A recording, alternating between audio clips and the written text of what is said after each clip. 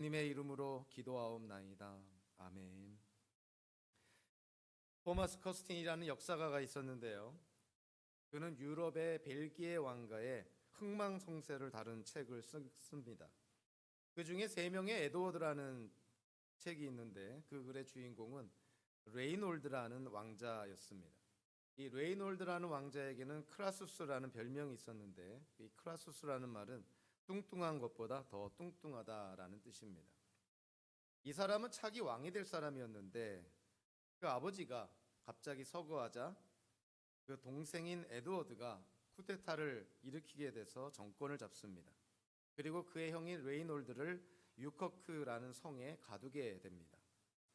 근데 재미난 것은 그 동생 에드워드가 그의 형을 죽이질 않고 이런 약속을 하게 됩니다. 만약에 형이 원하면 언제든지 창문으로 나갈 수 있고 그래서 자유인이 되실 수 있습니다. 그런데 문제는 그 창문이 아주 작다는 것입니다. 몸무게를 줄여야만 그 창문 바깥으로 나가서 자유인이 될 수가 있습니다.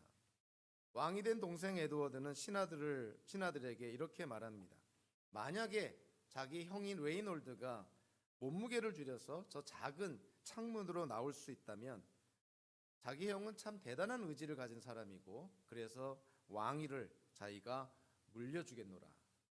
나라를 맡겨도 될 만한 지도자가 되기 때문에 자기 왕의 자리를 양위하겠다 이렇게 얘기를 합니다.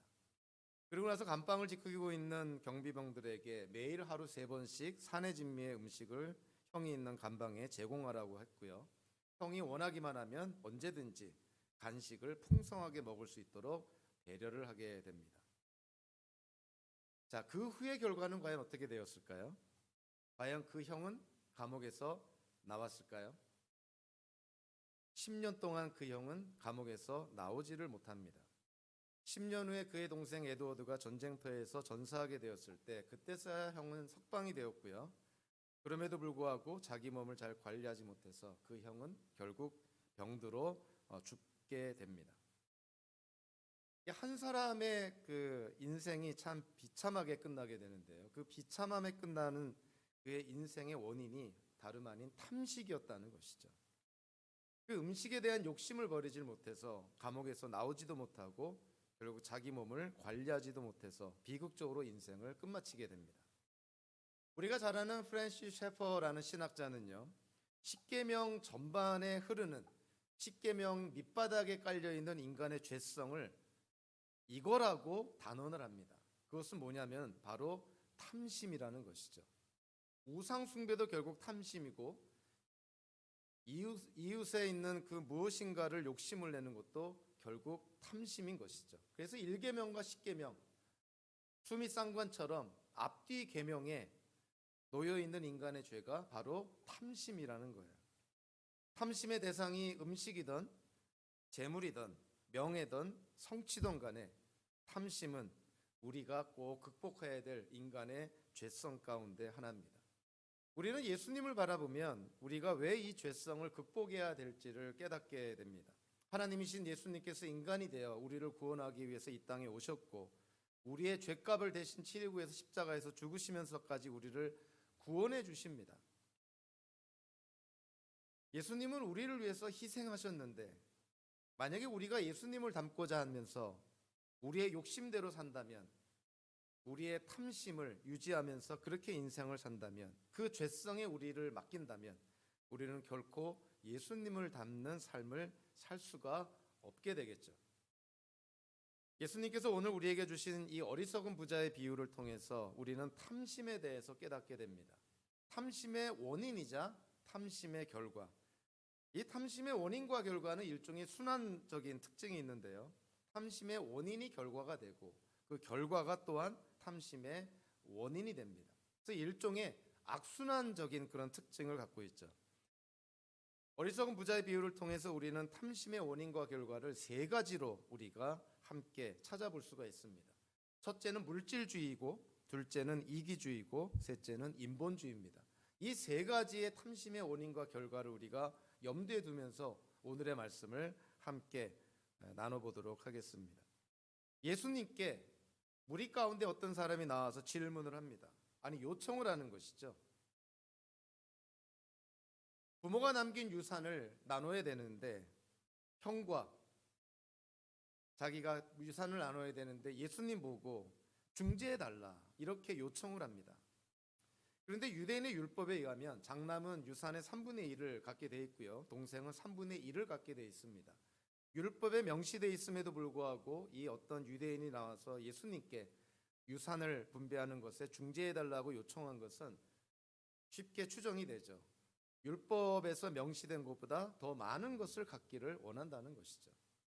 유산의 3분의 1보다 더 많은 것을 갖기 원한다는 것입니다. 그래서 예수님께 요청을 한 것이죠. 예수님께 유산을 중재해 달라고 요청한 이 사람, 그 사람은 형과의 관계도 아랑곳하지 않고 안중에도 없고요. 그리고 하나님과의 관계는 더더군다나 안중에도 없습니다. 돌아가신 부모님의 뜻도 안중에도 없는 것이죠. 예수님께 유산을 분배하는 데 중재해 달라고 요청한 이 사람은 그냥 유산에만 관심이 있습니다. 그 물질에만 관심이 있었던 것이죠. 예수님은 비유를 통해서 말씀을 하실 때 비유 가운데 한 부자를 언급을 합니다. 16절과 17절에 보면 비유에 나오는 부자는 어떻게 묘사되고 있나요? 많은 소출을 거두었는데 그거를 어떻게 저장을 할까? 어떻게 관리를 할까? 그가 속으로 고민하고 속으로 생각한 것은 그 소출밖에 없습니다. 그거를 어떻게 하나님의 뜻대로 사용을 할까?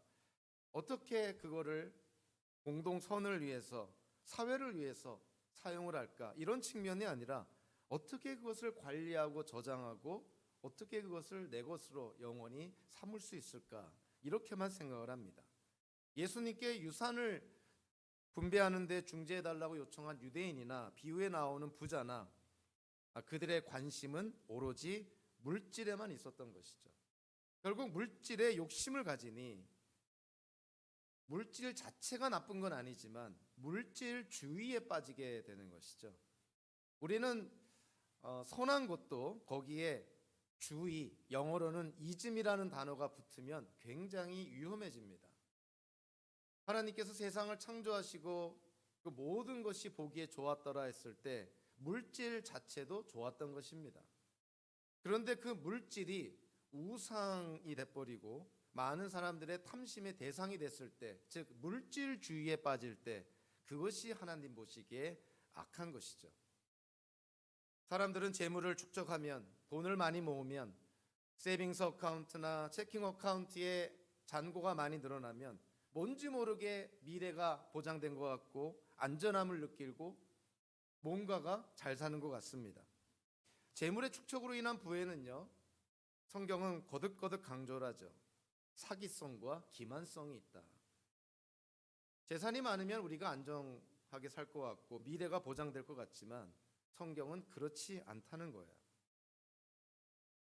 물질은 마치 소금물과 같아서 유대인의 격언처럼 바닷물을 먹으면 먹을수록 더 갈증이 일어나게 되고 멈추지 않고 계속 먹게 되면 결국 그 사람은 죽게 되는 것이죠. 재물이 그와 같다는 거예요. 재물의 축적으로 인해서 하나님이 아닌 재물에다가 자기의 인생의 목적을 삼고 재물이 내 존재의 근거가 되는 그러한 삶을 산다고 했을 때 재물은 우리에게 미래를 보장해 주지 않습니다. 오히려 재물로 말미암아 우리가 맺고 있는 모든 관계가 어려워지고요. 무엇보다 하나님과의 관계가 망가지게 됩니다. 예수님께서 산상수훈에서 하나님과 재물을 겸하여 섬길 수 없다고 분명하게 말씀을 합니다. 이 세상에 존재하는 것들 가운데서 하나님과 라이벌이 될 수 있는 것이 재물이라는 거예요. 사실 우리는 물질에서 자유로울 수가 없는 것이죠. 우리도 먹어야 사는 것이고 돈이 있어야 이 땅을 살아갈 수 있는 것이고 또 재물이 있어야 자녀들도 교육을 시키고 나름대로 인생을 바르게 살 수가 있게 되겠죠. 그러나 우리에게 수단이 되는 이런 물질이 우리 인생의 목적이 돼버린다면 그것은 재물이 하나님의 더 이상의 축복이 아니라 우리에게 우상으로 자리 잡게 되는 것이죠. 인간의 구성은 영육으로 되어 있다고 이렇게 얘기를 하죠. 영적인 부분과 육적인 부분이 되어 있습니다. 우리의 육적인 부분을 다스리는 것이 영적인 것이죠. 그래서 아무리 지성이 뛰어난 사람도 이단에 빠지면, 영적으로 미혹이 되면 걷잡을 수 없는 나락으로 타락해버리고 어처구니 없는 어리석은 짓을 범하게 되죠. 지성이 결코 영성을 이기지 못합니다. 우리의 육신을 다스리는 것이 영적인 것이죠. 자, 그런데 우리의 영적인 것은 우리의 육적인 영역에서 나타납니다. 우리가 하나님을 믿는다고 한다면, 그것이 영적인 부분이라고 한다면, 하나님께 대한 믿음은 어디서 나타나야 될까요? 우리의 일상에서 나타나야 되는 것이죠. 우리의 육적인 삶에서 나타나야 됩니다. 결국 우리의 삶에서, 행동으로 우리의 믿음이 나타나야 되는 것이죠. 영적인 요소가 육적인 요소를 다스리지만, 영적인 요소는 육적인 영역에서 나타나야 됩니다. 탐심의 원인과 결과의 첫 번째가 물질주의라고 한다면, 오늘 예수님께서 말씀하신 유대인과의 대화 그리고 비유 가운데 나타나는 두 번째 탐심의 원인과 결과는요, 이기주의입니다. 우리가 성경을 함께 읽었지만 오늘 본문에 나오는 그 많은 주어들이 대부분 1인칭 주어로 되어 있어요. 내가 주인인 것이에요. 모든 이 주어들이 하나님도 아니고 이웃도 아니고 그냥 내가 주어입니다. 1인칭 단수형의 그 주어가 오늘 본문을 그냥 도배하고 있어요. 한마디로 말해서 오늘 본문에 나오는 유대인이나 비유에 나오는 부자는 그의 인생의 중심에 자기가 있는 것입니다. 다른 사람이 없어요. 하나님은 더더군다나 없습니다. 13절에 보면 예수님께 유산을 분배하는데 중재해달라고 요청한 사람은 어떻게 얘기를 합니까? 내 형제에게 유산을 나와 나누라고 하십시오. 이 짧은 표현 안에 나라는 주어가 두 번이나 등장을 하죠. 내 형제, 나와. 비유에 나오는 그 부자에 대한 묘사는 더더군다나 심하게 표현이 됩니다. 17절부터 19절까지 무려 4번에 걸쳐서 나라는 주어가 등장을 하죠. 17절에 내 소출, 18절에 내 곡간, 내 곡식과 물건들, 그리고 19절에 내 영혼. 유대인이나 비유에 나오는 부자나 그의 관심은 자기를 향하고 있습니다. 그러니까 내적으로 향하고 있는 것이죠.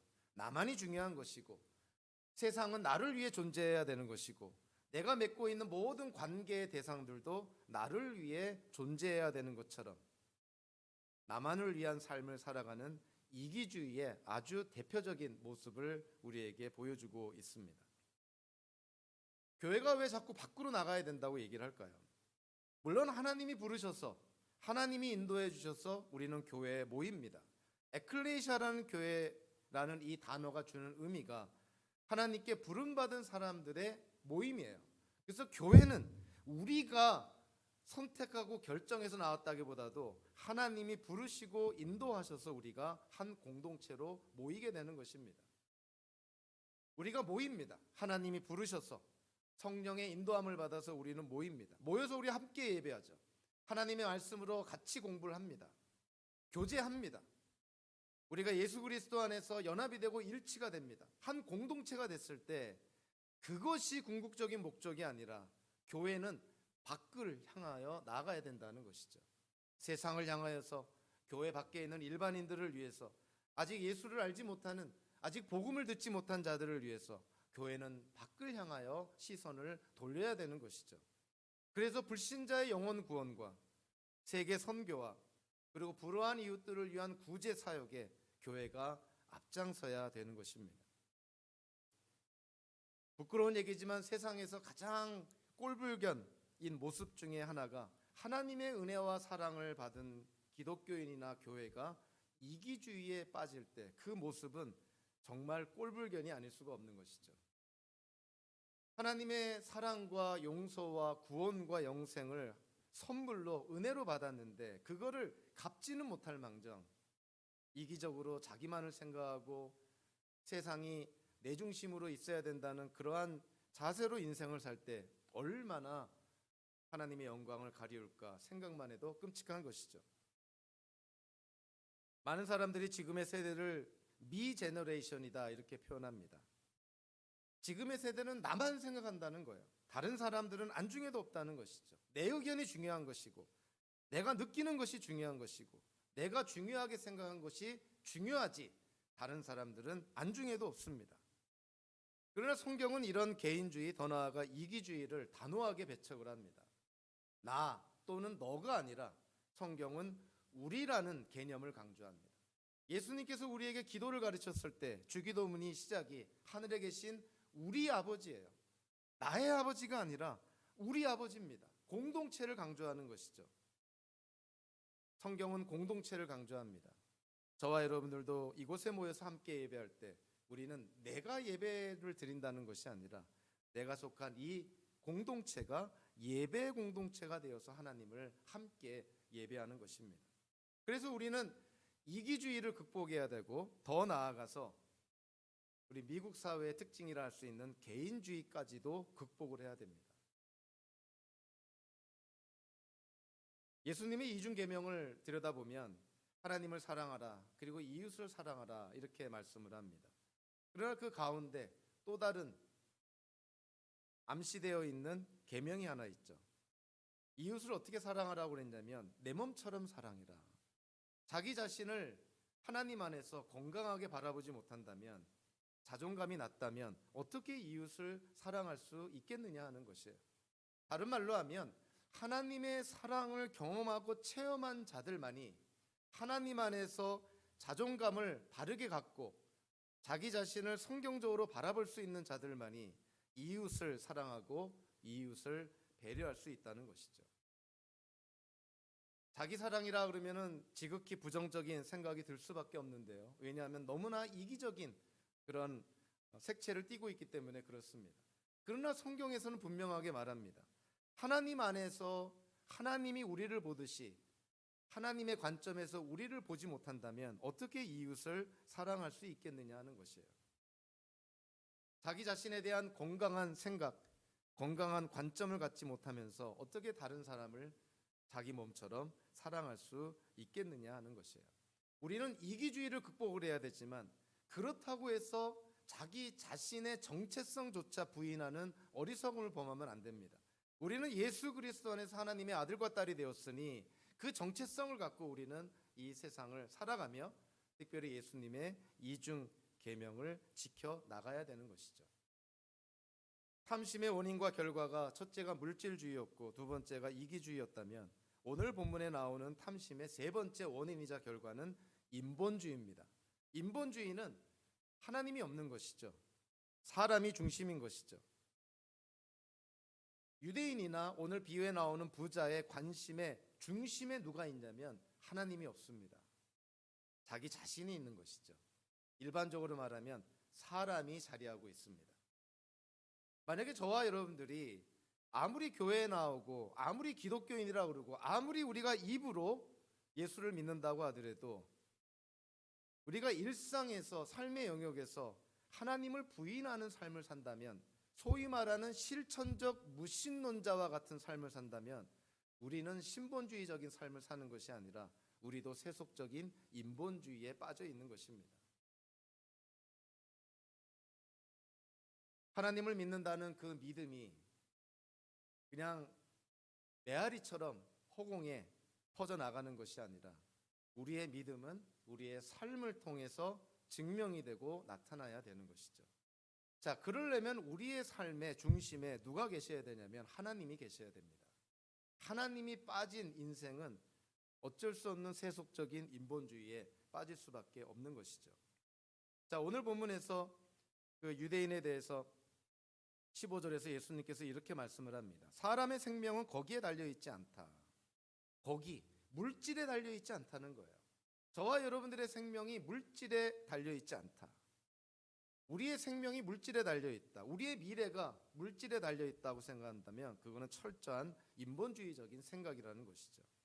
우리의 미래를 누가 책임집니까? 오늘 비유에서도 말하죠. 아무리 많은 것을 쌓아둬도 오늘 밤 하나님이 내 영혼을 취하면 그 쌓아두고 저장하고 관리한 모든 것이 누구의 것이 되겠느냐? 우리의 미래를 누가 책임질 수 있겠느냐 하는 것이에요. 우리가 내일 숨이 붙어 있을지 내일 아침에 우리가 깰 수 있을지 누가 장담할 수 있겠느냐 하는 것이에요. 우리의 미래는 우리가 알 수가 없습니다. 우리의 미래가 하나님 손안에 있음을 고백을 해야 되는 것이죠. 그래서 우리의 연약함과 우리의 유한함을 인정하며 하나님의 하나님 되심을 인정하며 우리가 이 땅을 살아가는 것, 그것이 신본주의적인 기독교인의 삶이라고 볼 수가 있는 것이죠. 예수님께서 오늘 비유에서 말씀을 합니다. 사람의 생명이 물질에 있지 않다. 그러니까 물질에 욕심을 내고 탐심을 내고 탐욕을 내는 것, 그것처럼 어리석은 것이 없다는 거예요. 물질은 우리에게 필요한 인생의 수단이지만 그 물질이 결코 우리의 인생을 좌우하거나 인생의 목적이 되거나 내 존재의 근거가 되진 않는다는 거예요. 예수님께서 오늘 사용하신 단어 가운데 탐심이라는 단어가 있는데요. 이 탐심이라는 단어, 이 헬라어가 사도 바울에 의해서 아주 대표적으로 쓰여진 구절이 있습니다. 하나는 골로새서 3장 5절인데요. 사도 바울이 이렇게 말합니다. 그러므로 땅에 속한 지체의 일들 곧 음행과 더러움과 정욕과 악한 욕망과 탐욕을 중이십시오.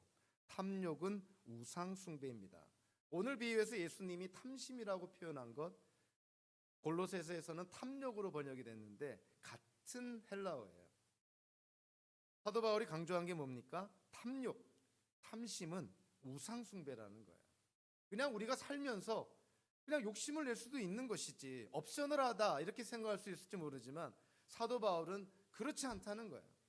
탐심 자체가 우상 숭배다. 10개의 계명, 10계명 가운데 첫 계명을 어기는 거라는 거예요. 우리가 왜 욕심을 내고 왜 탐욕을 부리고 왜 탐심을 받게 될까요? 에베소 5장 5절에서도 사도 바울이 에베소에 보낸 편지에서 이렇게 말합니다. 여러분은 이것을 확실히 알아두십시오. 음행하는 자와 행실이 더러운 자나 탐욕을 부리는 자는 우상 숭배자여서 그리스도와 하나님의 나라를 상속받을 몫이 없습니다. 탐심, 탐욕이 우상 숭배니 탐욕을 부리는 자, 우상 숭배하는 자, 사도 바울이 강력하게 선포하는 것이죠. 탐욕을 부리는 자, 우상 숭배자는 그리스도와 하나님의 나라를 상속받지 못한다. 요한복음서에서 니고데모에게 예수님께서 말씀하신 표현대로 한다면 하나님의 나라를 볼 수도 없고 하나님의 나라를 들어갈 수도 없다는 거예요. 탐심이나 탐욕은 아니 이 세상 살면서 어떻게 욕심만 부리고 삽니까? 어떻게 우리가 그런 삶을 살 수가 있습니까? 사도 바울은 강력하게 얘기하죠. 탐심이나 탐욕은 우상 숭배다. 근데 가만히 생각해 보면 우리가 이해가 됩니다. 우리가 왜 욕심을 내고 탐심과 탐욕을 부릴까요? 신앙인의 입장에서 바라보면 자, 우리가 하나님 안에서 만족이 안 되면 하나님 외의 것을 통해서 만족을 누리려고 합니다. 이게 얼마나 무서운 것인지 생각하면 생각할수록 끔찍한 것이죠. 하나님을 모르는 사람들이 살면서 만족이 안 되고 불평과 불만, 원망으로 가득 찰 때 그들이 하나님을 만나 그들의 불평과 불만, 원망을 극복하고 하나님 안에서 자족하는 삶을 살게 되는 경우를 우리는 많이 보게 됩니다. 자, 그런데 기독교인이 예수 그리스도 안에서 하나님 안에서 만족을 못한다. 하나님 안에서 자족하지 못해서 하나님 외의 것을 통해서 만족하려고 무언가를 욕심을 부린다면 그것은 답이 없습니다. 하나님 안에서 만족을 못하는 사람이 어디 가서 만족을 하겠어요? 솔로몬 왕이 전도서에서 그러잖아요. 우리 개역개정 성경에 의하면은 은을 좋아하는 사람은 은으로 만족하지 못하고 금을 좋아하는 사람은 금으로 만족하지 못한다. 은을 좋아하기 때문에 은을 아무리 모아도 더 모으고 싶다는 거예요. 금을 좋아하는 사람은 금을 아무리 모아도 만족이 안 돼서 세상에 있는 모든 금을 다 자기 것으로 삼아야 직성이 풀리는 것이죠. 아무리 땅이 많은 사람도 만족하지 못하고 계속 땅 투기를 하고 부동산 투기하는 이유가 뭡니까? 만족이 안 돼서 그래요. 마치 소금물을 먹는 것과 같은 거예요. 바닷물을 먹는 것 같습니다. 인생이 망가지는 것이죠.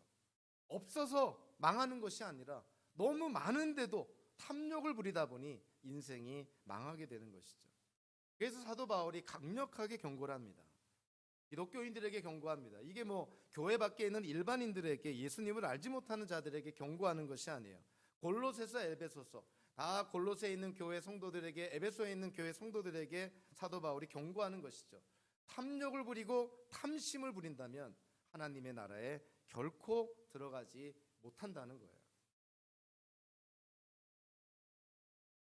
하나님 없는 인본주의적인 삶을 사는 사람들은 하나님 없이 이 땅을 살아가려다 보니 하나님을 대신해서 무언가를 붙잡아야 되는데, 그 무언가를 붙잡으려다 보니 욕심을 내고 탐심과 탐욕을 부리게 되는 것이죠.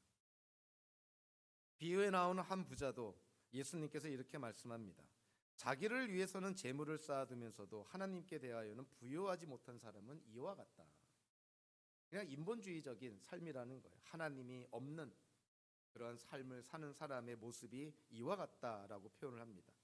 인본주의적인 삶을 사는 삶, 그 안에 하나님이 안 계시기 때문에 자기를 위한 삶이고, 또 하나님이 없으니 무언가를 붙들어야 되니 욕심을 부릴 수밖에 없는 것이고, 아무리 많은 것을 가져도 만족을 할 수가 없고 안정감을 누릴 수가 없는 것이죠. 이와 같은 사람에 대해서 비유해서 하나님께서 이렇게 말씀하십니다.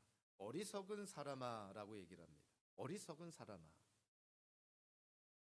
이 번역적으로 보면 굉장히 무난하게 그리고 순하게 번역이 됐어요. 어리석은 사람. 그러니까 그냥 지혜가 좀 부족한 사람인가? 이렇게 생각할지 모르지만요. 이 어리석은 사람이라고 번역된 이 헬라어, 구약 성경 히브리어로 쓰여진 구약 성경을 헬라어로 번역한 것이 70인역인데요. 그 헬라어로 쓰여진 번역된 구약 성경 가운데서 시편 14편 1절에 보면 오늘 번역된 어리석은 사람이라는 똑같은 헬라어가 사용된 본문이 하나 있습니다. 시편 14편 1절인데요. 시편 기자가 뭐라고 말하고 있냐면 어리석은 사람은 이라고 얘기를 합니다. 어리석은 사람은 이와 같다라는 거예요. 시편 기자가 말하는 어리석은 사람, 오늘 본문에 나오는 어리석은 사람과 똑같은 표현인데요. 시편 기자는 어떻게 묘사하고 있냐면 어리석은 사람은 마음속으로 하나님이 없다 하는구나. 성경에서 어리석은 사람은 그냥 지혜가 부족한 사람이 아니에요. 하나님이 없다라고 얘기하는 사람이 어리석은 사람이라는 거예요. 하나님을 믿지 않고 하나님의 존재를 믿지 않고 하나님이 없다라고 얘기하는 이 어리석은 사람, 오늘 비유에 나오는 그 부자가 바로 그와 같은 사람이다. 하나님이 없는 삶, 자기 중심으로 자기를 위하고 자기 노력으로 사는 삶, 그들이 바로 어리석은 사람이요 인본주의적인 삶을 살아가고 있다는 것이죠. 우리가 성경을 읽다 보면 정말 깜짝깜짝 놀랄 때가 많이 있죠. 하나님의 말씀이 너무나 강력합니다. 너무나 강력하고 너무나 명료해서 정말 긴장하지 않을 수 없는 그런 말씀들이 많이 있죠. 사도 야고보가 야고보서 4장 13절부터 17절까지 야고보서에서 이렇게 말합니다. 하나님을 배제하고 인생의 계획을 세우는 것 자체가 하나님께 죄가 된다고 말씀을 합니다. 저와 여러분들도 살면서 하나님이 배제된 상태에서 인생의 계획을 세울 때가 얼마나 많이 있었는지 우리가 쉽게 기억을 할 수가 있죠. 하나님이 없이, 하나님을 배제하고 하나님을 고려하지 않은 채 그저 내 마음대로 내 인생의 계획을 세웠던 때가 얼마나 많이 있습니까? 사도 야고보는요, 그 자체가 죄가 된다는 거예요. 하나님 없이, 하나님을 배제한 상태에서 내 인생을 내 힘으로 살겠다, 마이웨이를 외치고 살아가는 것 그 자체가 하나님 앞에 죄가 된다는 거예요. 하나님의 율법을 행하지 않았기 때문에, 또 하나님이 하라는 것을 하지 않았기 때문에, 하지 말라고 한 것을 했기 때문에 죄가 된다, 이런 측면이 아니라 하나님을 인정하지 않고 하나님을 배제한 상태에서 인생의 계획을 세우고 살아가는 것 그 자체가 죄가 된다는 거예요. 한마디로 인본주의적인 삶 자체가 하나님 앞에 죄가 된다는 것입니다. 우리가 성경을 읽고 또 성경의 내용을 이해하고 또 성경을 바르게 해석을 해서 우리의 삶에 적용할 때 우리가 좀 겸손하게 정직하게 성경을 바라봐야 됩니다. 세상의 관점으로 세상의 지금 시대의 풍조를 가지고 성경을 이해하는 것이 아니라 성경을 통해서 세상을 이해해야 되는 거예요. 성경은 하나님의 계시로 우리에게 주어진 절대 무오한 하나님의 말씀입니다. 그래서 성경이 말씀하는 것과 내 생각이 부딪히고 다르다면 뭐를 바꾸고 고쳐야 됩니까? 성경이 틀렸다고 제거해 버리나요? 내 생각이 틀린 것이죠. 성경이 말씀하는 것이 진리니 내 생각을 성경의 말씀대로 조정하며 사는 것이 지혜로운 자입니다. 우리는 그렇게 살아야 된다는 것이죠. 아무리 이 시대의 풍조가 바뀐다 하더라도, 아무리 이 시대의 다수가 좋아하는 그러한 철학이나 그런 가치관이나 세상의 풍조가 있다 하더라도, 만약에 성경이 그것이 하나님께 죄가 된다고 한다면 적어도 우리 기독교인들은 그와 같은 것을 과감하게 극복하며 살아야 되는 것입니다. 우리의 삶이 신본주의적인 하나님 중심적인 삶을 살아야 되는 것은 아주 명확한 사실입니다. 잔 칼빈은 더 나아가서 우리가 어떠한 삶을 살아야 된다고 강조하냐면 코람데오, 하나님 앞에서 사는 것처럼 살아야 된다. 하나님은 영이시고 무소부지하신 분이시니 어디에나 계시는 분이시니 우리가 어디서 무엇을 하든 하나님은 우리와 함께 하시고 우리와 동행하신다는 것이죠. 우리가 이거를 기억을 하고 이걸 인식한다면 우리의 생각조차, 우리의 상상조차, 또 우리가 무슨 일을 하든 우리의 계획조차 하나님 앞에서 검증이 되고 점검을 받고 하나님과 함께 살아가야 되는 것 당연한 것이죠. 자, 그럼에도 불구하고요, 인본주의에도, 즉 휴머니즘, 인본주의에도 성경적인 인본주의가 있습니다. 그건 뭐냐면 우리가 하나님의 형상대로 지음받은 피조물이라는 사실을 인식하는 것, 그것이 진정한 인본주의예요. 또 하나는 우리가 하나님의 형상대로 지음받았으니 창조주 하나님을 인정하는 것, 그것이 진정한 인본주의입니다. 기독교적인 인본주의가 있는 것이죠. 세속적인 인본주의가 아니라 성경적인 기독교적인 인본주의예요. 우리가 하나님의 형상대로 지음받은 피조물입니다. 그렇기 때문에 우리를 지으신 창조주 하나님이 계십니다. 전도서에서도 얘기한 것처럼 청년들에게 강조하죠.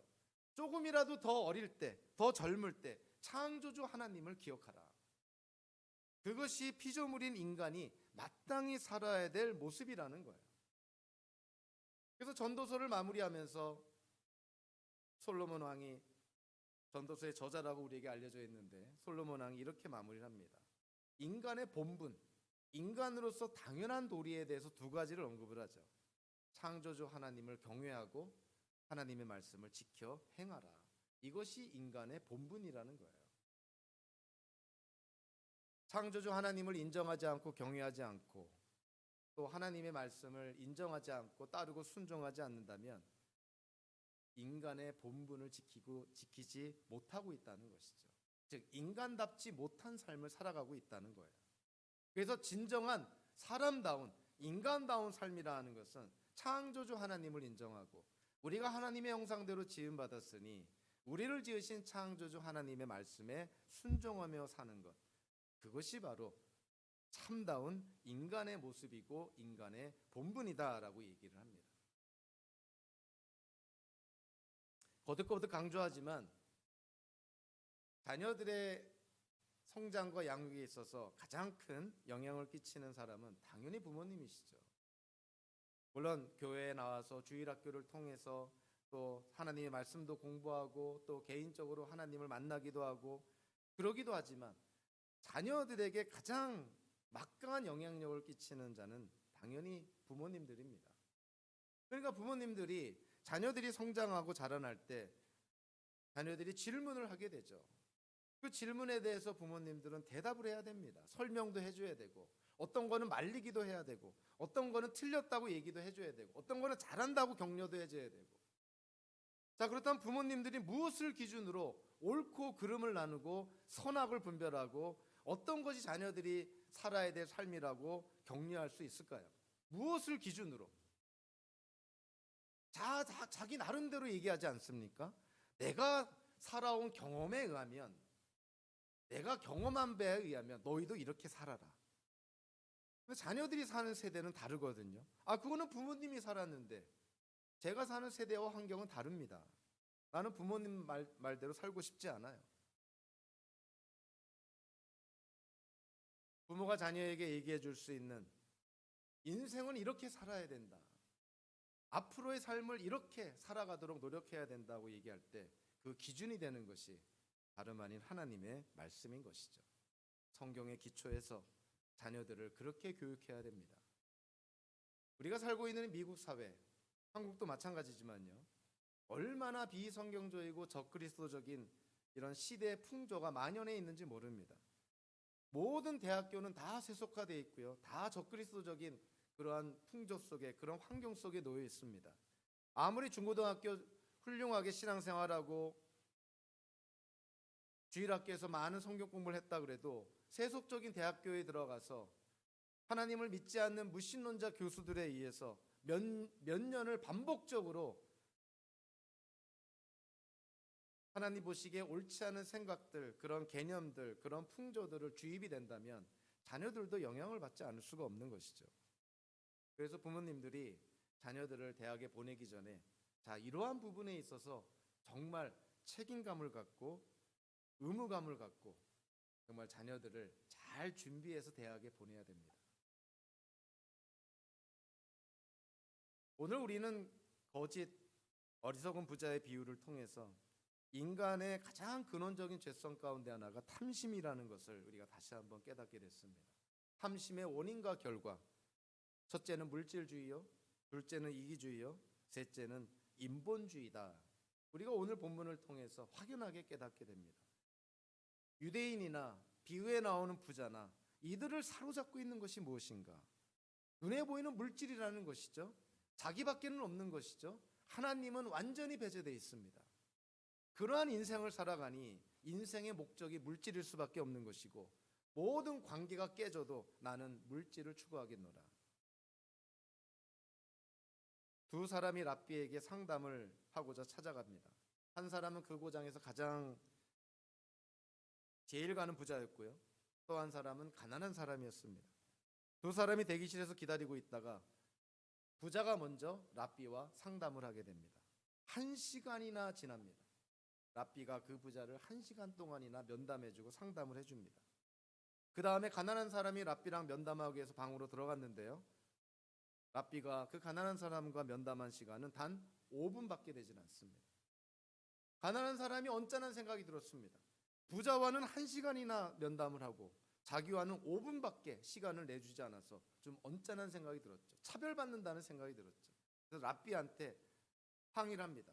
아니, 부자와의 면담은 1시간이나 걸렸는데 왜 저하고는 5분만 시간을 내주십니까? 이거 공평한 거 아니, 이거 불공평한 것 아닙니까? 랍비가 이렇게 얘기합니다. 진정하세요. 당신은 자신의 가난함을 알고 있었지만 부자는 자신의 마음이 가난하다는 것을 알기까지 1시간이나 걸렸습니다. 제가 이 일화를 보면서 그런 생각이 들더라고요. 우리가 병원에 갔는데 의사가 우리와 1시간 넘게 면담하는 것이 좋은 사인일까요? 아니면 위험한 사인일까요? 여러분들 의사와 오랫동안 면담하는 게 좋다고 생각합니까? 아니면 간단하게 면담하고 끝나는 것이 좋다고 생각합니까? 마찬가지 원리라고 생각을 합니다. 랍비의 입장에서는 이 부자가 자기가 가난한 존재, 유한한 존재라는 걸 깨닫지 못하고 물질에 사로잡혀서 살아가고 있어서 그거를 깨닫게 해주는데 1시간이나 걸렸다는 거예요. 안타깝게도 우리 주변에 있는 사람들 가운데서는 1시간이 아니라 평생에 걸쳐서 깨닫지 못하는 사람들도 있습니다. 그런 거 생각하면 하나님의 은혜로 부름받아 선택받아 하나님의 자녀로 하나님이 우리를 삼아주셔서 우리가 이 땅을 살아갈 때 우리가 얼마나 부족한 존재예요, 얼마나 유한한 존재예요, 얼마나 죄가 많은 존재임을 깨닫고 하나님의 은혜에 감사해서 살아가는 것, 이것이 정말 우리가 누릴 수 있는 최고의 축복인 것이죠. 오늘 보면 13절부터 21절까지 그 유대인과 어리석은 부자의 비유를 끝내고 나서 어찌 보면 오늘 비유의 결론을 그 다음 문맥 22절부터 34절까지 예수님이 말씀을 합니다. 22절부터 34절까지 너무나 유명한 말씀이죠. 마태복음서 6장에 나오는 산상수훈의 말씀인 것이죠. 누가복음서 12장 22절부터 34절까지 어떠한 내용입니까? 예수님의 말씀은 그런 것이죠. 염려하지 말아라. 두려워하지 말아라. 무엇을 입을까? 무엇을 먹을까? 무엇을 마실까? 이런 거 염려하지 말아라. 하나님이 지으신 모든 피조물들을 하나님이 다 먹이시고 필요한 것을 공급하신다는 거예요. 의식주에 대해서 고민하고 걱정하고 염려하고 두려워하는 것은 이방인들이나 하는 것이지 하나님의 백성들이 그러면 안 된다는 거예요. 그러면서 예수님께서 산상수훈에서 또 오늘 누가복음서 12장에서 강조합니다. 그러니 염려하지 말고 하나님의 나라와 의를 먼저 구하라. 그리고 나서 33절에서 어떻게 말합니까? 도둑이나 좀의 피해가 없는 하늘에다가 재물을 쌓아두라. 어느 누구도 넘나보지 못하는 하늘에다가 재물을 쌓아두라고 그렇게 말을 합니다. 저와 여러분들의 삶을 돌아보고 또 우리의 삶을 성찰해 봤을 때 혹여라도 하나님이 아닌 것에 욕심을 내고 탐욕을 부리고 탐심을 품고 있는 것이 있다면 그것이 무엇이든지 간에 우리가 하나님 안에서 해결을 해야 됩니다. 우리 자신을 정당화하고 합리화하려고 하기보다 하나님이 아닌 것에 우리가 최우선순위를 두고 이 땅을 살아간다면 그것이 하나님 앞에 우상이 되는 것이죠. 그래서 우리가 좀 지혜로울 필요가 있습니다. 우리에게 참 소중한 사람이던 그 무엇인가를 하나님보다 먼저 앞에 둬서 하나님 앞에 우상으로 만드는 그런 어리석은 짓은 하지 말아야 되겠죠. 소중한 사람일수록 하나님 안에서 우리가 소중하게 여겨야 됩니다. 하나님을 떠나서 아니면 하나님보다 더 중요하게 여겨서 하나님 앞에 우상으로 만들어버리는 그러한 어리석음은 우리가 피해야 되는 것이죠. 성경을 통해서 보니까 영적인 영역의 그 모든 요소들이 우리의 육적인 삶에서 우리의 일상에서 나타나야 되고 또 드러나야 된다는 것을 성경은 강조를 합니다. 시편 112편에서 시편 기자가 이렇게 말하죠. 우리가 하나님을 경외하고 주님의 계명을 크게 즐거워할 때 복이 있다라고 얘기를 합니다. 그러면서 뒤에 설명을 하는데 그 설명의 대부분이 뭐냐면 이웃 사람들에게 친절을 베풀고 은혜를 베풀고 가난한 사람들에게 넉넉하게 나누어주고 이런 일상에서 하나님을 경외하는 우리의 모습이 나타나야 된다는 거예요. 더 나아가서 이사야 예언자는요, 이사야서 58장에서 이렇게까지 얘기를 합니다. 산상수훈에서 예수님께서 유대인들이 외식하는 것 중에 하나가 금식이라 그랬는데 이사야 예언자는 이사야서 58장에서 이렇게 말합니다. 하나님이 기뻐하는 금식은 하나님 앞에서 밥을 안 먹고 굶는 것이 금식이 아니라는 거예요. 이사야 예언자가 말하는 하나님께서 기뻐하는 금식은 뭐라고 말하고 있냐면 쉽게 말하면 이런 것입니다. 굶주린 사람에게 먹거리를 나누어주고 헐벗은 사람에게 옷을 입혀주고 그들이 부족을 채워주는 것, 그것이 하나님이 기뻐하시는 금식이다. 세상에 나아가서 믿지 않는 사람들보다 더 악한 짓을 하면서 교회에 와서 금식하느니 그런 위선적인 행위를 하지 말고 하나님이 기뻐하시는 음식은 우리의 일상에서 증명이 돼야 된다는 것이죠. 사도 야고보가 야고보서 1장 27절에서 이렇게 말합니다. 하나님께서 기뻐하시고 하나님 보시기에 흠이 없는 경건, 우리가 경건 생활을 중요하게 여기잖아요. 하나님께서 기뻐하시고 하나님 보시기에 깨끗하고 흠이 없는 경건, 사도 야고보가 뭐라고 말하고 있냐면 고난을 겪고 있는 고아들과 과부들을 돌보아주는 것이 경건이다. 저와 여러분들 경건한 기독교인이 되기 원한다면, 경건한 신앙인이 되기 원한다면 물론 교회 안에서도 우리가 하나님을 경건하게 예배하며 하나님의 말씀을 겸손하게 공부해야겠지만 세상에 나아가서도 우리가 이러한 경건을 삶 속에서 실천을 해야 된다는 것이죠. 예수님께서 오늘 우리에게 전해주신 어리석은 부자의 비유, 저나 여러분들이나 어리석은 부자가 되지 않기를 바랍니다. 하나님이 우리에게 허락하신 것이 있으면 그것이 물질이든 그것이 은사든 재능이든 전문성이든 간에 그것을 하나님의 뜻대로 하나님의 영광을 위해서 사용하는 것이 마땅한 도리인 것이죠. 그래서 저와 여러분들 이 땅을 살면서 예수님의 비유를 통해서 우리에게 주시는 이 지혜의 말씀을 물질주의나 이기주의나 인본주의를 극복하고 하나님 중심적인 호람대오의 그런 삶으로 하나님께 영광을 돌리는 저와 여러분들 되시기를 주님의 이름으로 축원합니다. 기도하겠습니다. 사랑의 하나님 감사합니다.